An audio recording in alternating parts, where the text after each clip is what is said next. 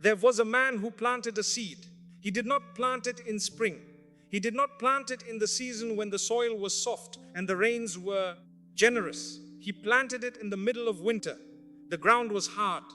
The sky was gray and indifferent. His neighbors watched from their windows, shaking their heads with the quiet cruelty that only pity can produce.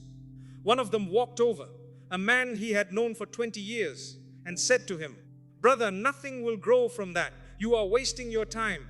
The season is wrong. The ground is wrong. Everything about what you are doing is wrong." And the man looked at him, brushed the soil from his hands, and said something that his neighbor did not understand at the time. He said, "I am not doing this for the season. I am doing this for the one who controls the seasons." He went inside, he made his prayer, he surrendered completely. Not the surrender of a man who has given up, but the surrender of a man who has finally understood where the real power lives. He was not surrendering to the cold. He was not surrendering to his neighbor's doubt. He was surrendering to Allah. He was leaning the full weight of his soul against the only door that never closes, the only support that never collapses, the only certainty in a world that offers almost none. 3 months later, when the earth softened and the warmth returned, a single green shoot pushed through the ground, not because the man had perfect timing, not because he was smarter than his neighbors, but because the one he had trusted had not forgotten him, had never forgotten him, had in fact been working on his behalf in ways he could not see and would not understand until much later. That right there is what we are all going to talk about today, not just as a concept, not as something you read, nod at, and forget by the time you make your next cup of tea. We are going to go deep into something that has the power to completely transform the way you experience every single moment of your life. We are going to talk about trust in Allah, real trust, the kind that does not shake when the diagnosis is bad, the kind that does not waver when the business collapses, the kind that holds its ground when your marriage is falling apart, when the person you love the most walks out, when you lose the thing you spent decades building. We are talking about a quality so rare that most people have heard of it their entire lives and never truly possessed it for a single day. And we are talking about why, once actually understand it, once it stops being a word and starts being a way of living, it will change your destiny in ways that you cannot plan for, cannot predict, and cannot manufacture with your own effort alone. Let us start with something that might be uncomfortable. Most of us do not actually trust Allah the way we think we do. I say this with love.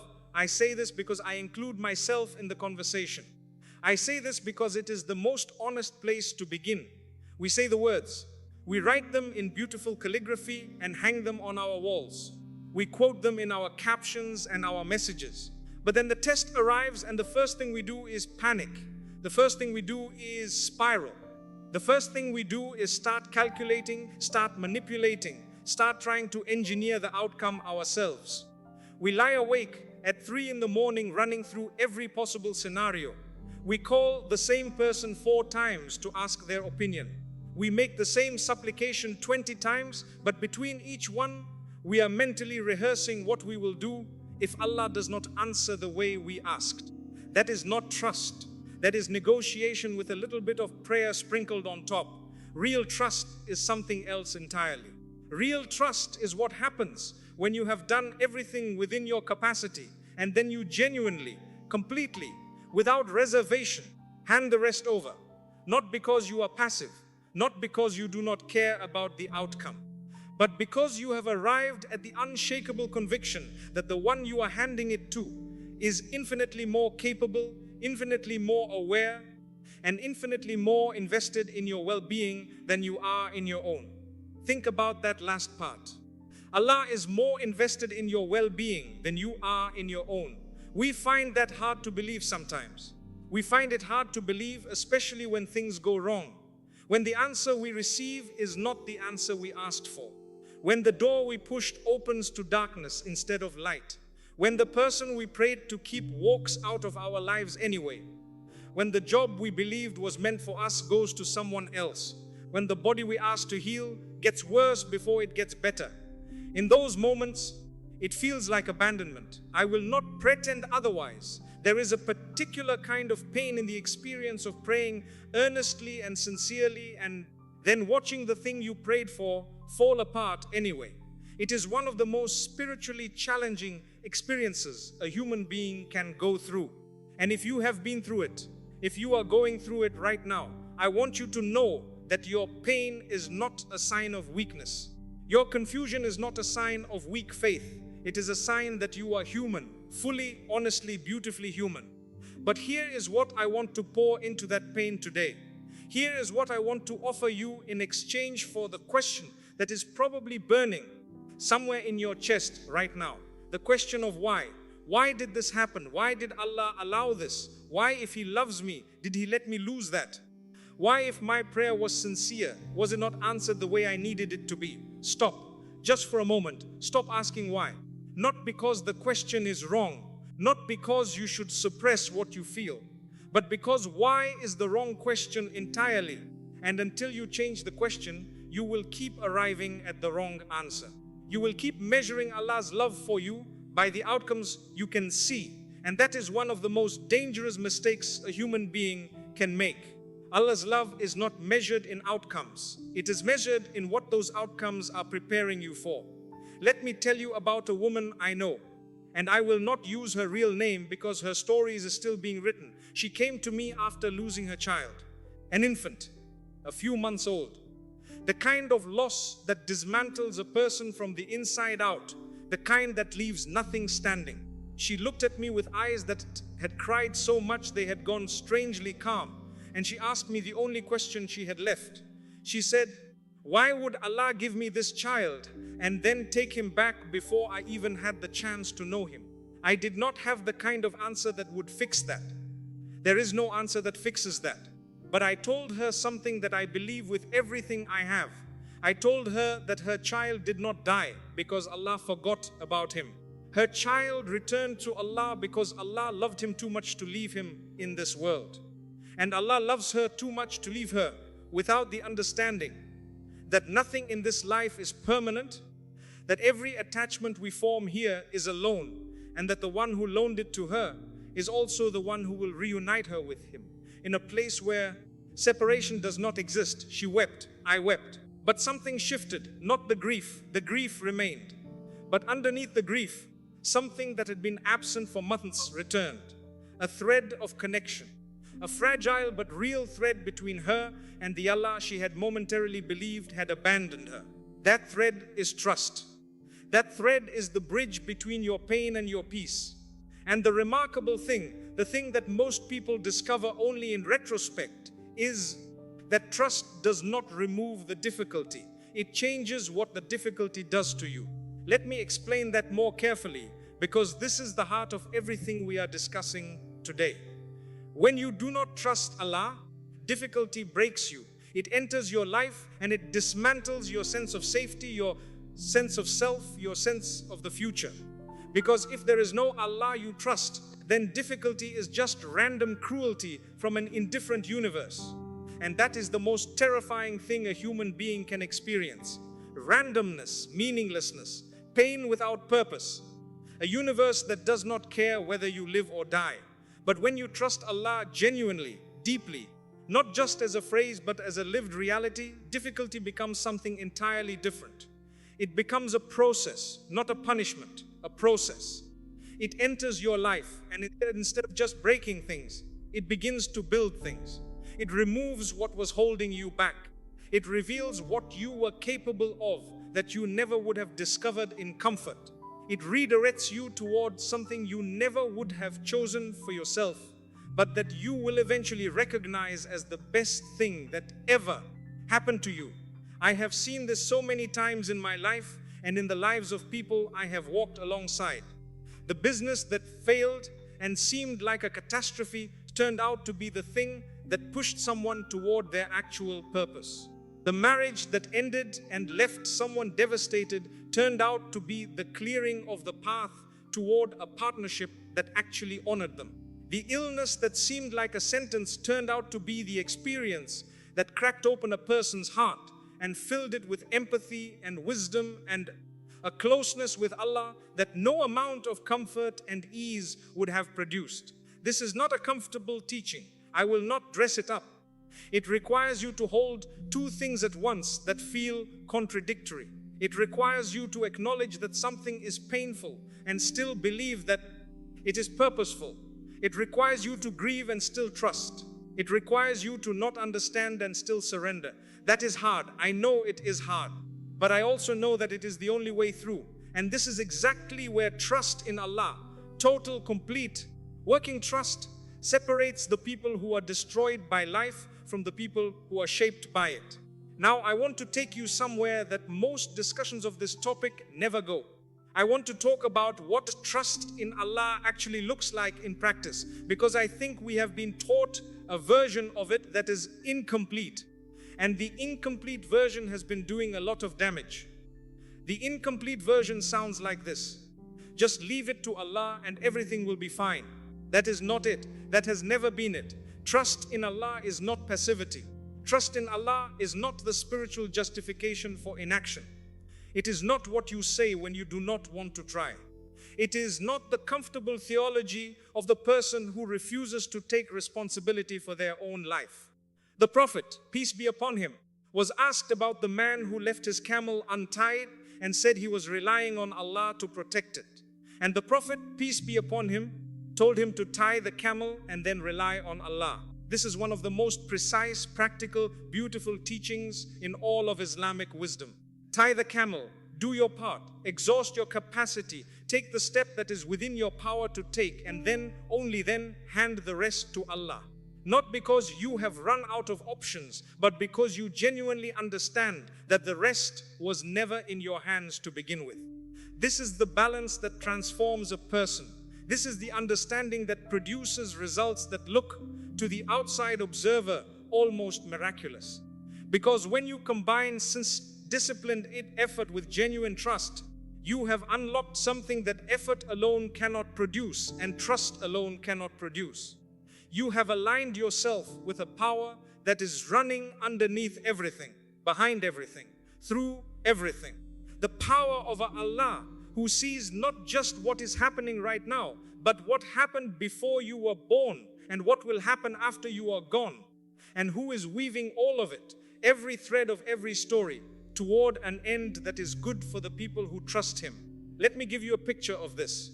Imagine two farmers standing in front of the same dry, cracked field, same conditions, same impossible odds. The first farmer looks at the field and calculates. He does the math. He looks at the sky and sees no clouds. He looks at the soil and sees no moisture. He applies everything he knows and concludes that it is not worth trying. He walks away. His reasoning is logical. His calculation is accurate. But he walked away from the field where his harvest was waiting. The second farmer looks at the same field and also does the math.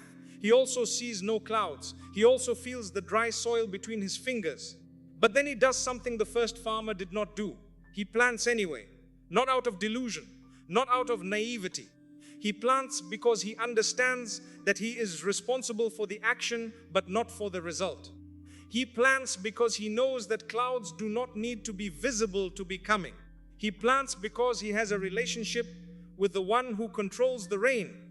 And that relationship has given him a kind of certainty that does not fit inside a mathematical calculation. He is not ignoring reality. He is operating from a deeper reality that the first farmer cannot see. That is trust. That is what it looks like when it is alive and functioning in a person's chest. And the extraordinary thing, the thing that people who do not have this trust can never quite understand, is that the second farmer's act of planting is itself a form of worship. Every seed he pushes into that cracked earth is a declaration. It is him saying, I believe you are capable. I believe you are watching. I believe that my effort combined with your will can produce something that neither of us could produce alone. And Allah responds to declarations like that. Not always immediately, not always in the way we expect, but always. I want to talk about the word always for a moment, because it is important and it is frequently misunderstood. When I say Allah always responds, I do not mean He always gives you what you asked for. I mean He always gives you what your situation actually requires, which is occasionally the same thing, and occasionally something entirely different, and occasionally something that looks from the inside like nothing at all. Sometimes the response to your trust is immediate and obvious. The door opens, the appointment comes through, the healing begins. The relationship is mended, and you see the connection between your trust and the outcome so clearly that it feels like a gift with a bow on top. But sometimes the response is slower, and sometimes it is invisible, and sometimes what is actually happening while you are waiting and wondering and trying to hold your trust together is something far more significant than the specific outcome you were asking for. Sometimes Allah is not just solving your problem. Sometimes He is solving you. Sometimes He is taking the thing that was broken inside you, the fear, the arrogance, the attachment to outcomes, the illusion of control, and removing it carefully, precisely, without damaging what is good. And you cannot see that happening. You can only feel it. And what it feels like from the inside is loss. What it feels like is delay. What it feels like is silence from the very Allah you are trying desperately to trust. That silence is one of the greatest tests a believer can face. Not the loud test, not the dramatic test, the quiet one, the one where nothing seems to be happening and you are not sure whether you are being refined or forgotten. You are not forgotten. I want to say that again because some of you need to hear it not once but many times. You are not forgotten, not by the Allah who created the intricate machinery of your own heart, not by the Allah who knows the number of breaths you will take in your lifetime, not by the Allah who designed every single one of your fingerprints to be unlike anyone else's in the history of the human race. That level of specific, personal, intimate knowledge does not coexist with forgetting. That is not how it works. The Allah who is that attentive to the details of your physical existence is not somehow distracted from the details of your emotional and spiritual existence. He knows, He sees, He is involved even in the silence, especially in the silence. There is a story from the tradition of the prophets that I return to again and again whenever I am speaking about this subject, because it contains within it the entire architecture of trust. It is the story of a mother and her infant son. She is in a desperate situation. She has been placed in an impossible position. She has no power, no protection, no plan. And in that moment of absolute vulnerability, she is told to do something that makes no logical sense. She is told to place her infant in a basket and put him in the river. Think about that from a human perspective. Think about what that instruction sounds like to a mother. Put your child in the water. The very thing that should terrify any parent. The very act that would, by any rational calculation, lead to death. And yet this mother trusted. She did not run through the calculations. She did not write a list of pros and cons. She did not consult 20 advisors. She placed her baby in that basket and she let go. And that river, which should have been a grave, became a vehicle. That danger became a delivery system. That act of trust, that impossible surrender, set in motion a sequence of events that returned her child to her, kept him safe, fulfilled an enormous destiny, and demonstrated to everyone who came after that Allah's protection is not limited by the logic of the situation. That story has survived thousands of years. It has survived because it contains a truth that human beings across every era and every culture need to hear, which is this. The thing that looks most dangerous is sometimes the very mechanism Allah is using to take you somewhere safe. The thing you are afraid of right now might be the river, and the bank you are clinging to, the familiar shore, the situation you are so afraid to leave, the comfort zone you are gripping so tightly, might be the thing that is actually keeping you from the destiny that is waiting downstream. Sometimes the trust is not just about accepting what Allah does. Sometimes the trust is about moving when Allah says move, letting go when Allah says release, entering the unknown when every instinct you have is screaming at you to stay where it is familiar. That is another dimension of trust that we rarely discuss, the active trust, the trust that requires courage, the trust that looks from the outside like recklessness, but is actually the most rational response available to someone who genuinely understands who they are trusting. I want to spend some time on the question that sits at the center of all of this, because it is the question that either unlocks trust or prevents it from ever forming properly. Do you actually believe that Allah is good? Not do you believe that Allah is powerful. Most people believe that Allah is powerful. Not do you believe that Allah is aware. Most people believe Allah is aware. But do you believe in the quiet of your own heart, when there is no audience and no performance, no theological debate to hide behind? Do you actually believe that Allah is good, that He is kind, that He is not indifferent to your suffering, that He is not testing you out of cruelty, but out of a love so enormous that it cannot be contained in any comparison you might reach for? Because if the answer to that question is yes, genuinely, not just theologically, but existentially yes, then trust becomes possible. Not easy, but possible. And if the answer is anything less than yes, if there is a corner of your heart that suspects Allah might be indifferent or harsh or playing games with your life, then trust will always be something you perform rather than something you possess. This is the deepest level of the work. This is where the transformation actually happens. Not in the behavior, not in the actions, not even in the words of your prayers, but in this foundational conviction about the nature of the Allah you are trying to trust. And I want to help you get there, or at least closer to there. The goodness of Allah is not an abstract theological claim. It is a conclusion you can reach by looking honestly at your own life. Not the highlight reel, not only the things that went well, but the whole of it. Every moment that was painful, every door that was closed, everything that was taken, every delay that drove you half mad with impatience. If you look at the whole of it with honest eyes, what do you find? I am willing to bet you find this. You find that most of the things that felt like disasters at the time were either followed by something better, or they removed something from your life that was slowly poisoning you, or they pushed you in a direction you would never have chosen for yourself, but that turned out to be exactly where you needed to go.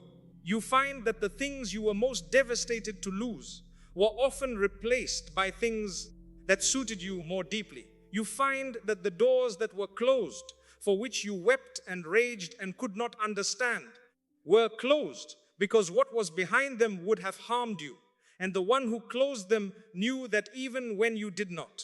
This is the retrospective evidence for the goodness of Allah. Your own life, examined honestly, is full of it. The problem is that we only see it in retrospect. We only see it when enough time has passed and enough distance has accumulated that we can look back and trace the shape of what was happening. In the moment, it is invisible. In the moment, it feels like chaos. In the moment, it feels like abandonment. And that is precisely where trust is required. Not in retrospect, where it costs you nothing because you can already see the outcome. But in the moment, in the dark, when you cannot see anything except the difficulty and the question and the silence. That is the test. And it is the most profound test a human being can be asked to pass. Not an exam with a right answer and a wrong answer. A test of character. A test of who you actually are when everything you were relying on has been removed. And the only thing standing between you and despair is the quality of your connection to Allah. Now, I want to say some things about the relationship between trust and action, because I think there is a destructive misconception that needs to be addressed directly. Some people use trust in Allah as a reason not to try. They call it contentment. They call it acceptance. But what they are actually doing is abdicating their responsibility as human beings who have been given intelligence, capacity, and opportunity. They are using theology to justify laziness. They are calling their fear of failure by a holy name. And Allah is not fooled by this, not even slightly. The teaching of Islam is extraordinarily clear on this. Allah does not change the condition of a people until they change what is within themselves. This is one of the most motivating, activating, empowering statements in all of religious literature.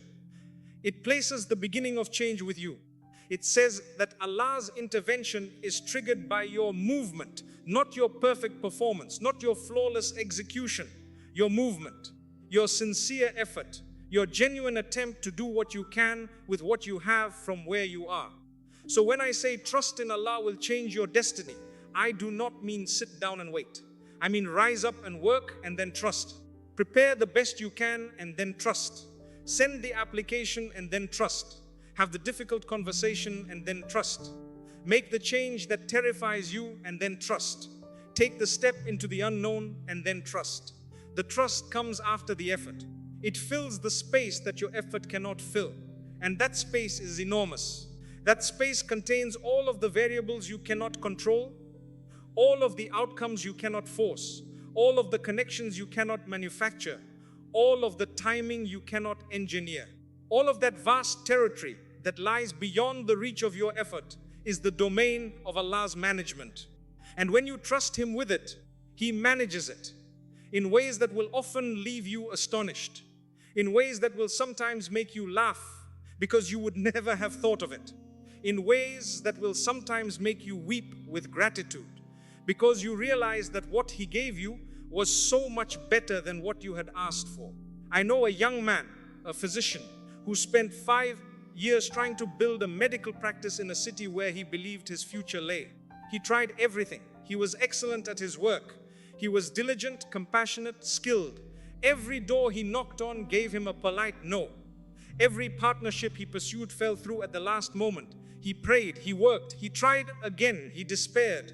He prayed more. He trusted, then doubted, then trusted again. In the 5th year, out of what seemed like pure exhaustion and defeat, he accepted a temporary posting in a small town 3 hours from the city he had been fixated on. He told himself it was temporary. He told himself he would keep trying for the city. But in that small town, something happened that could not have happened anywhere else. He met the community that needed exactly what he had to offer. He built something there, slowly, quietly, without the prestige he had been chasing, that became one of the most meaningful and successful things he had ever done. He found a partner there. He found a purpose there that was larger and more satisfying than anything he had imagined for himself. In the city he had been trying so hard to reach. He told me recently, with a particular emotional clarity that only comes when you can see both ends of a story, that the 5 years of closed doors were not years of failure. They were years of preparation. Every rejection had been Allah saying, not here, not yet, because the place that is actually for you requires the version of you that is being built right now. And that version of you is not ready yet, but it will be. That is how Allah works. Not always, not in every story. Some stories are still being written and we cannot see the shape of them yet. But this is the pattern. This is the consistent, recurring, undeniable pattern that appears in the lives of people who trust Allah and keep moving despite the closed doors and the delayed answers and the silence. Patience and trust are not separate things. This is something that I want to address specifically because they are often treated as if they are two different qualities when in fact they are two faces of the same quality. You cannot have real trust without patience, and you cannot have real patience without trust. They are inseparable. They form together. They are tested together, and they produce together. The person who says, I trust Allah but cannot wait, is not yet fully trusting, because trust includes the trust that Allah's timing is right, that His delay is not His denial, that the fact that the answer has not come yet does not mean the answer is not coming, that whatever is happening in the space between your request and your answer is part of the answer. This is not easy to hold. I want to acknowledge that fully. Patience under real pressure, real grief, real uncertainty is one of the hardest things a human being is asked to do. There is nothing comfortable about it. There is nothing romantic about it. It is not the serene, photogenic version of acceptance that we see on motivational content. It is gritty and difficult, and sometimes it looks like surviving until tomorrow. Sometimes it looks like making it through the afternoon. Sometimes it looks like just not giving up right now in this moment, and that is enough. Whatever form it takes, that holding on, that refusal to abandon your connection with Allah, even when you do not understand what He is doing, that is patience, that is trust. And it is being counted, it is being seen, it is not going unnoticed. I want to talk about what happens to a person's internal life when they develop genuine trust in Allah. Not the external outcomes, though those are real and significant. The internal life. Because I think this is actually where the most profound transformation takes place. And it is where the testimony of trust is most convincing. When you do not trust Allah, you carry everything yourself, every uncertainty, every possible threat, every worst case scenario. You run them all in your mind. You prepare for disasters that have not happened and may never happen. You lie awake at night doing mental calculations about situations you have no power to resolve. You hold so much weight that your shoulders are perpetually tense and your chest is perpetually tight and your sleep is perpetually shallow. This is what anxiety looks like, and it is extraordinarily common. And its root, in most cases, is not a medical condition or a personality flaw.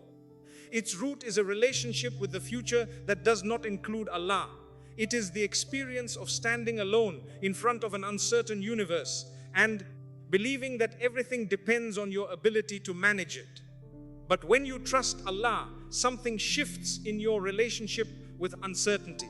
Not because uncertainty disappears, it does not. Life remains uncertain for believers and non-believers alike. The rain falls on everyone. The diagnosis can arrive for anyone. The loss can come to any door. But the believer experiences uncertainty differently. The believer knows that they are not standing alone in front of it. The believer knows that whatever the uncertainty contains, it does not contain abandonment. It does not contain meaninglessness. It does not contain the random cruelty of a universe that does not care. And that knowledge, that bedrock certainty, changes everything about how uncertainty feels. It changes it from a threat to a test. And tests, by definition, have something on the other side of them. Tests have outcomes. Tests have purposes. Tests produce results that matter.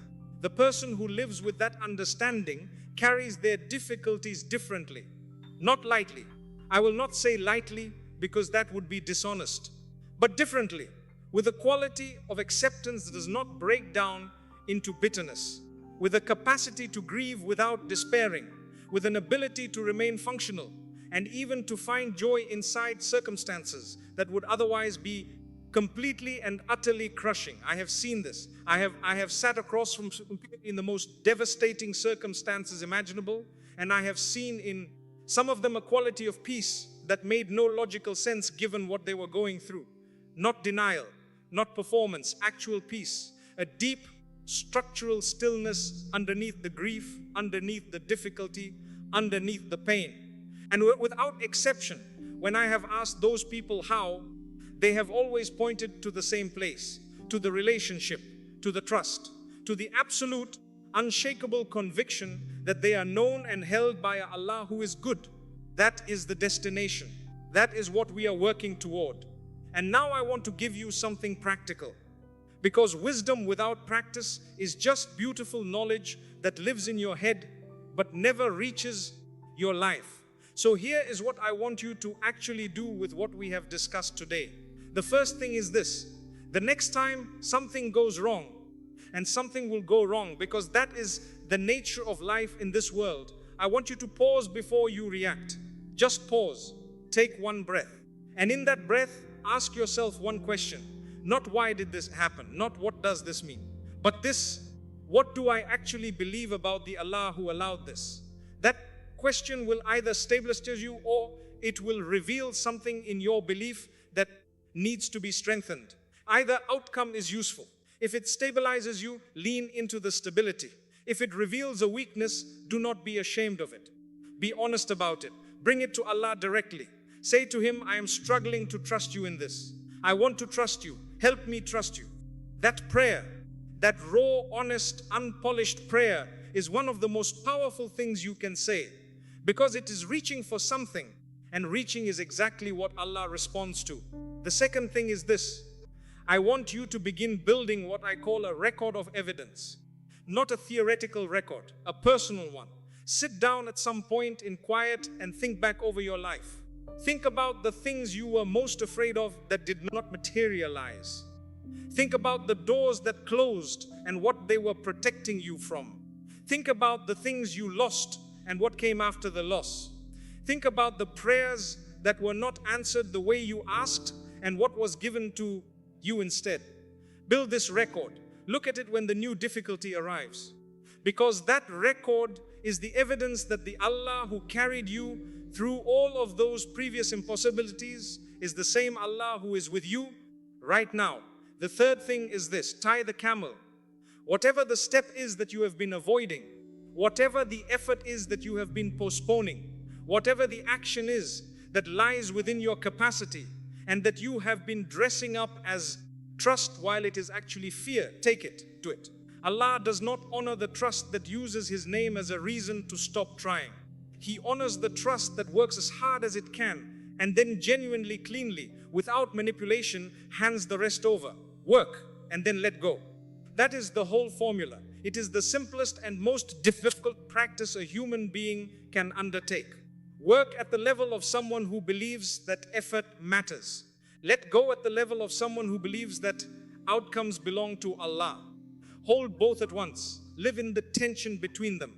That tension, that productive, purposeful, faith-fueled tension, is the exact space where transformation happens. I want to close with something that I hope will stay with you longer than anything else I have said today. Trust in Allah is not something you develop in the good times. You might think you have it in the good times. You might feel it in the good times, but it is not tested in the good times, and therefore it is not strengthened in the good times. The good times are beautiful and we are grateful for them, and they contain their own forms of wisdom. But the trust that actually changes your destiny, the trust that actually becomes part of the structure of who you are, is built in the hard times, in the confusion, in the loss, in the waiting, in the silence. Every single difficulty you have ever faced, every single test you are currently in, every single uncertainty that is sitting heavily in your chest right now is an invitation, not a punishment. An invitation to go deeper into the relationship, an invitation to discover whether your trust is real or whether it is only the faith of comfortable weather, an invitation to become the kind of person who can hold peace and pain in the same hands without dropping either. That person, the one who has been through the difficulty and emerged with their trust intact, with their connection to Allah not broken but deepened, that person's different. That person carries something the comfortable person does not carry. They carry a certainty that is not theoretical, a peace that is not naive, a strength that is not performance, a joy that has roots deep enough to survive the next winter. That is the destiny that trust builds. Not a destiny free of hardship, but a destiny that is shaped by something far more powerful and far more permanent than hardship. Go back to the man who planted the seed in winter. Go back to him standing at his neighbor's door in spring, holding the green shoot in his hand, and understand that what he has in his hand is not just a plant. It is proof. It is personal, lived, irreplaceable proof of what happens when a human being places his trust in the one who controls the seasons and plants anyway. You are that man. You are standing in your winter right now. The soil is hard. The sky offers nothing. The people around you are offering their quiet, pitying doubt. Plant anyway, not because you can see the clouds coming. Plant because you trust the one who sends them. Plant because your job is the seed and the soil, and his job is everything else. Plant because the harvest that is coming for you is not determined by the temperature of the season you are in. It is determined by the depth of the trust you bring to it. Plant, pray, trust, wait, and then stand back and watch what the Allah who has never once abandoned a soul that truly reached for him does with the seeds you planted in cold. Your destiny is not written by your circumstances. It is written by your connection to the one who created circumstances and holds them all in his hand. Stop asking why. Start trusting who. That is where your destiny changes. That is where everything changes. May Allah make us among those who trust him completely, who work with everything they have, and who find in every difficulty not the end of something good, but the beginning of something greater. May He grant us peace that is deeper than our problems and certainty that is stronger than our fears. May He keep our hearts soft enough to feel His presence and strong enough to trust it, even when we cannot understand it. And may He write for us, in the pages of our lives, stories that reflect His extraordinary, unending, perfect care for every soul that returns to Him. Ameen.